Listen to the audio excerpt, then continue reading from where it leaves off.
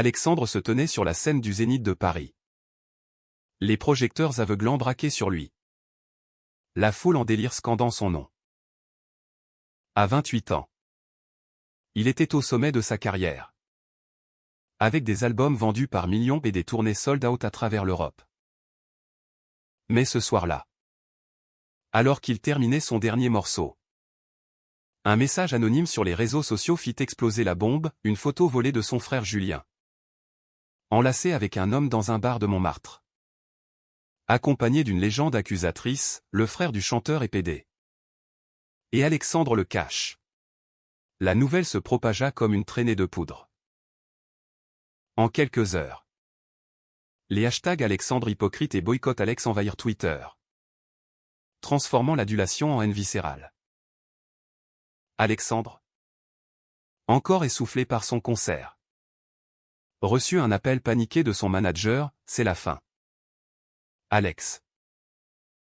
Les sponsors se retirent. Les fans annulent leurs billets. Qu'est-ce que tu vas faire? Il raccrocha, le cœur battant, et se précipita chez Julien, dans un petit appartement du Marais.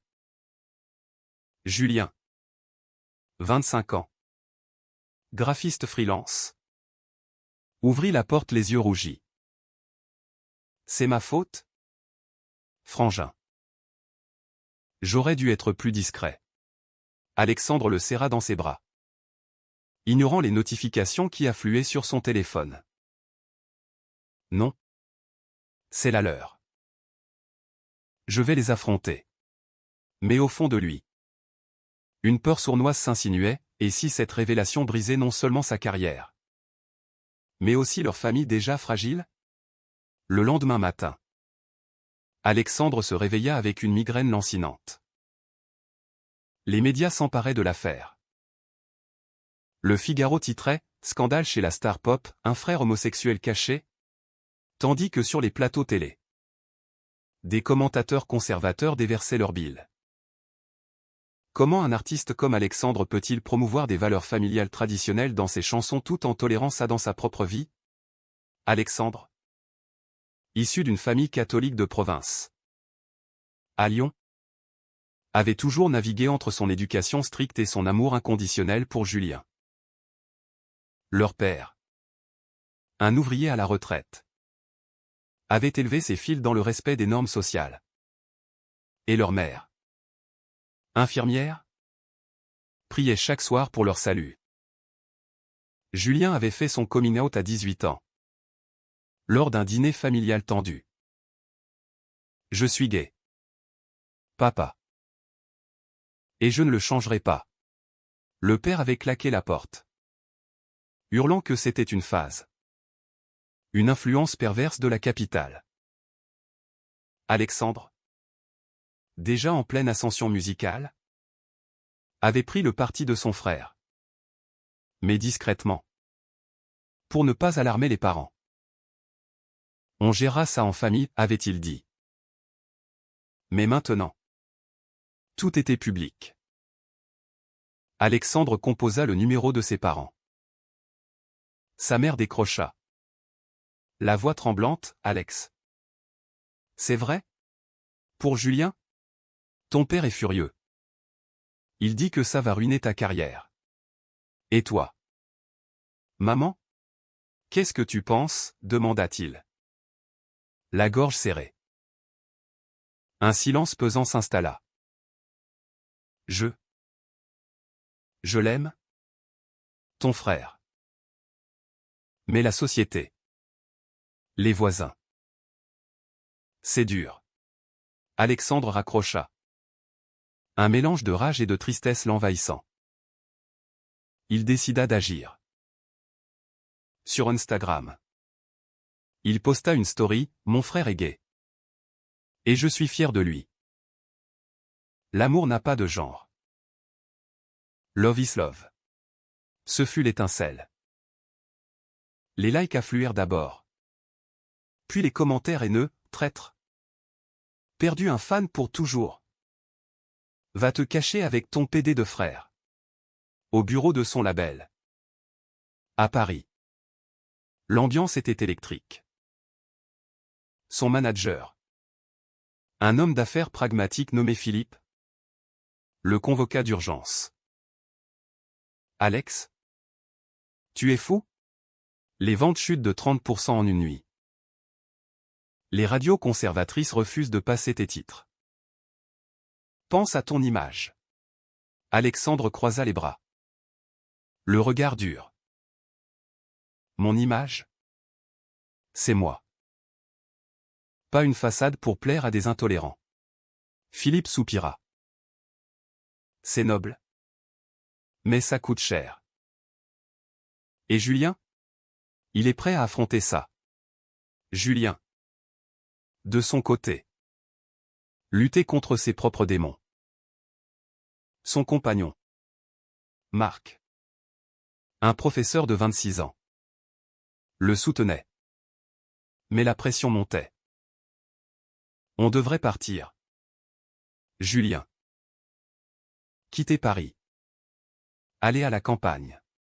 Julien secoua la tête. Non. Je ne fuirai pas. Mais Alexandre. Il sacrifie tout pour moi. Ce soir-là. Les frères se retrouvèrent autour d'un café. Pourquoi tu fais ça? Alex? Ta carrière. Alexandre posa sa main sur l'épaule de Julien. Parce que tu es ma famille. Et si je perds des fans pour ça? Tant pis. Mais je sens que ça va nous coûter plus que ça. Les jours suivants furent un tourbillon. Alexandre annula des interviews, préférant se concentrer sur un communiqué officiel. Mais les rumeurs enflaient, des fans organisaient des manifestations devant son appartement. Brandissant des pancartes, Alexandre revient à la raison. Un soir, une pierre traversa sa fenêtre. Avec un mot, protège les PD. Perds tout.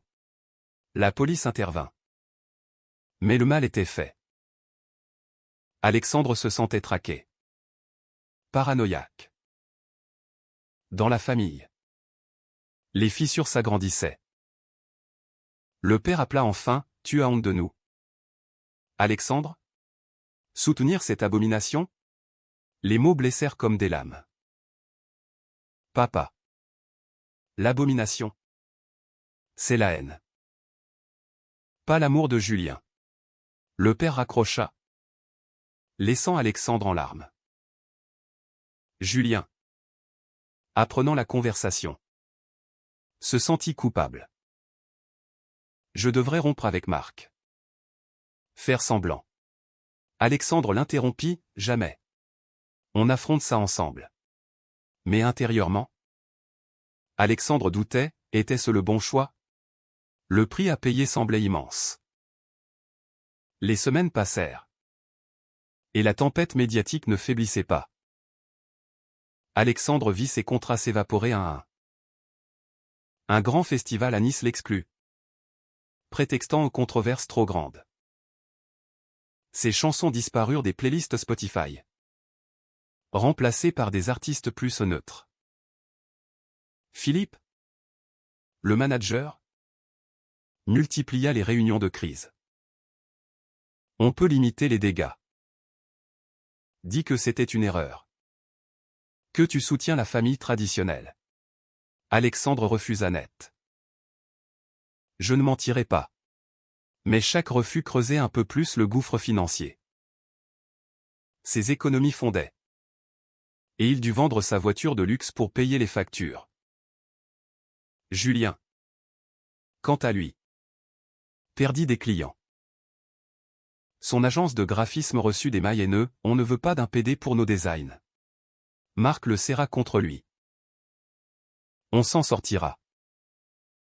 Mais Alexandre, il porte tout sur ses épaules. Julien hocha la tête, rongé par la culpabilité. Un soir, il confronta son frère, arrête de me protéger. Laisse-moi assumer seul. Alexandre explosa, assumer quoi? Que la société est pourrie? Non. On change les choses. Mais derrière sa détermination, une fatigue profonde s'installait. La famille se réunit à Lyon pour une confrontation inévitable. La mère avait organisé un dîner, espérant apaiser les tensions. Le père, assis en bout de table, fixait Julien avec un regard froid. « Tu as détruit la carrière de ton frère. » Content, Julien baissa les yeux. « Papa. Je n'ai rien demandé. » Alexandre intervint, « C'est pas lui. C'est les intolérants comme toi. » Les voix montèrent. Les assiettes tremblèrent. La mère pleura, « Arrêtez. On est une famille. » Mais le père partit en claquant la porte, jurant de ne plus adresser la parole à ses fils. De retour à Paris, Alexandre reçut un appel anonyme, un ancien fan, repentant, lui confia que des groupes extrémistes organisaient une campagne contre lui. Ils disent que tu corromps la jeunesse. Alexandre raccrocha. Terrifié, il décida de contre-attaquer. Il contacta une association LGBT, SOS Homophobie, pour une interview commune.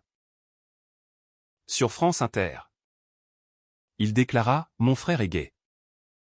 Et ça ne change rien à qui il est.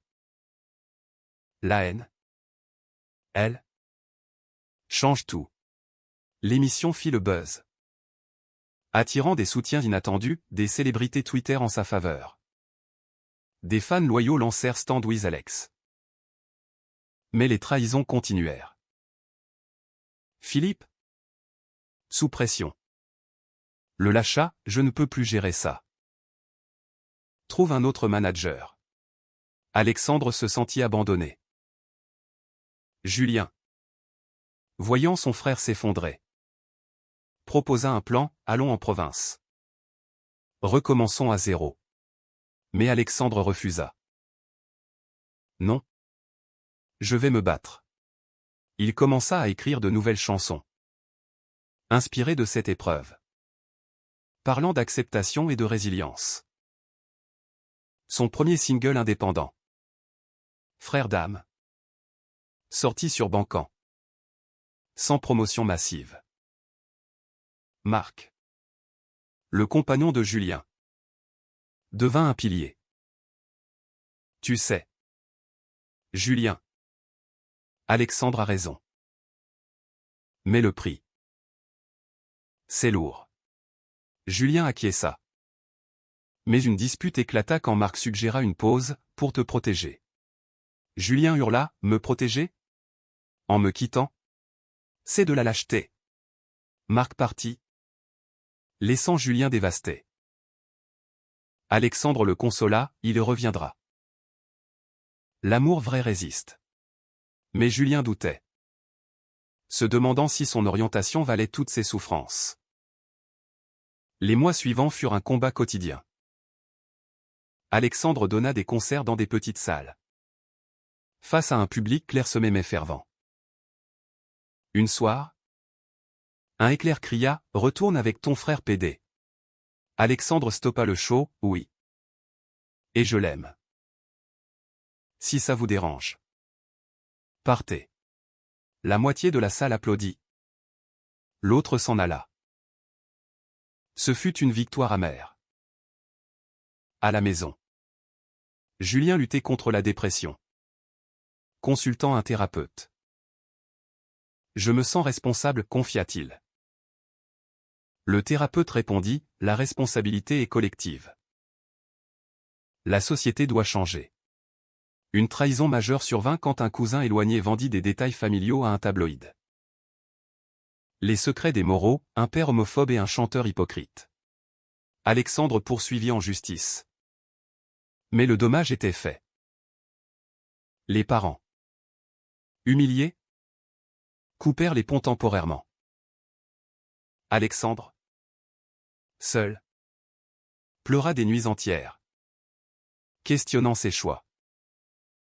Était-ce une erreur de tout risquer pour Julien? Le prix de la loyauté semblait insurmontable. Un an après le scandale, Alexandre touchait le fond. Ses économies épuisées. Il vendit son appartement parisien pour un studio modeste à Belleville. Les médias l'avaient oublié, le reléguant à l'ex-star déchu. Julien, réconcilié avec Marc, travaillait comme barista pour subvenir à leurs besoins. Alex, viens vivre avec nous, proposa-t-il. Alexandre refusa, je dois me reconstruire seul. Mais intérieurement, une colère bouillonnait contre la société qu'il avait rejetée. Il rejoignit des groupes de soutien LGBT, rencontrant d'autres victimes de discrimination. Une femme trans lui confia, ton histoire inspire. Ne lâche pas. Motivé, Alexandre organisa un concert bénévole pour une association. La salle était petite, mais remplie d'alliés. Pour la première fois, il chanta ouvertement sur l'homophobie, dédicaçant une chanson à Julien. Les applaudissements le revigorèrent. Mais les obstacles persistaient. Le père, malade, refusa de voir ses fils. La mère, déchirée, appela en secret, ton père regrette. Mais l'orgueil. Alexandre visita Lyon seul, confrontant son père alité. Papa. La haine te tue plus que la maladie. Le père murmura, j'ai peur pour vous. Ce fut un premier pas vers la réconciliation, mais fragile. Julien, de son côté, affronta ses propres démons. Marc et lui traversèrent une crise, je t'aime. Mais cette pression. Il allèrent en thérapie de couple, apprenant à communiquer. Julien confia à Alexandre, sans toi, j'aurais abandonné. Alexandre sourit, et sans toi, je n'aurais pas eu de raison de me battre. Leur lien fraternel se renforça. Mais les cicatrices restaient. Une opportunité surgit, un producteur indépendant, touché par son histoire, proposa un album. Fais-le authentique. Alexandre accepta, versant son âme dans les textes. Trahi par les miens devint un hit underground, partagé sur les réseaux par des influenceurs progressistes. Les fans perdus commencèrent à revenir, postant des excuses, j'étais ignorant. Merci de m'avoir ouvert les yeux. Pourtant, une nouvelle confrontation ébranla tout. Un ex-fan radical organisa une manifestation anti-LGBT devant un concert d'Alexandre. La police intervint. Mais Alexandre fut bousculé, se blessant légèrement. À l'hôpital. Julien accourut, c'est trop dangereux. Alexandre, bandé, répondit, non. C'est nécessaire. On change les mentalités. Marc ajouta, mais à quel prix? Cette nuit-là. Alexandre douta profondément, valait-il mieux se taire pour survivre? La famille se réunit à nouveau. Cette fois pour l'anniversaire de la mère. Le père, affaibli, s'excusa enfin, j'ai eu tort. Julien, je t'accepte. Les larmes coulèrent. Mais Alexandre sentit un vide, des années perdues à cause de préjugés. Julien embrassa Marc devant tous. Un acte de défiance. La soirée se termina en paix. Mais les blessures internes persistaient. Alexandre reprit la route, donnant des talks sur l'acceptation. Dans une école, un ado lui confia, grâce à vous, j'ai fait mon coming out. Ce fut une récompense inestimable. Mais financièrement, c'était dur. Il cumula des jobs, prof de chant, compositeur freelance. Julien l'aida, créant des visuels pour ses promos. Ensemble, ils fondèrent une petite asso pour soutenir les familles divisées par l'homophobie. Les trahisons passées refirent surface quand Philippe, l'ex-manager, contacta Alexandre, je regrette. Reviens. Alexandre refusa, trop tard. J'ai trouvé ma voie. Cette décision libéra Alexandre, mais le confronta à la solitude. Était-ce le bon choix? Le doute persistait. Mais la résilience grandissait. 2 ans après le scandale, Alexandre renaissait. Son album indépendant grimpa dans les charts, porté par une communauté fidèle. Les médias progressistes le saluèrent, le comeback de l'année. Il remplit des salles moyennes, chantant pour ceux qui comprenaient son combat. Julien, fier, assistait à chaque concert. Marc à ses côtés. Tu as prouvé qu'ils avaient tort, dit Julien. Alexandre hocha la tête, on l'a fait ensemble. La famille guérit lentement. Le père, remis, participa à une marche des fiertés à Lyon. Un geste symbolique. La mère organisa des dîners inclusifs. Mais les cicatrices sociétales restaient, des lois antidiscrimination stagnaient au Parlement. Et Alexandre milita pour les faire avancer. Une ultime épreuve survint quand un documentaire sur son histoire fut proposé. Ça va rouvrir les plaies, avertit Julien. Alexandre accepta, pour aider les autres. Le film, diffusé sur Arte, montra les coulisses, les trahisons, les larmes, les victoires. Les réactions furent mitigées, louanges d'un côté, haine de l'autre. Mais Alexandre reçut des milliers de messages de soutien, prouvant que son sacrifice avait changé des vies. Marc et Julien se marièrent discrètement. Alexandre comme témoin. Merci d'avoir tenu bon, murmura Marc. Alexandre sourit. Mais intérieurement, il pesait le coup, une carrière altérée. Des amitiés perdues. Une santé mentale ébranlée. Était-ce juste? Aujourd'hui. Alexandre continue. Plus fort, mais marqué. Il a prouvé que la loyauté triomphe. Mais à quel prix? La société évolue. Mais lentement. Et toi, lecteur? Penses-tu que sacrifier sa carrière pour défendre un proche est toujours le bon choix? Ou parfois une erreur fatale?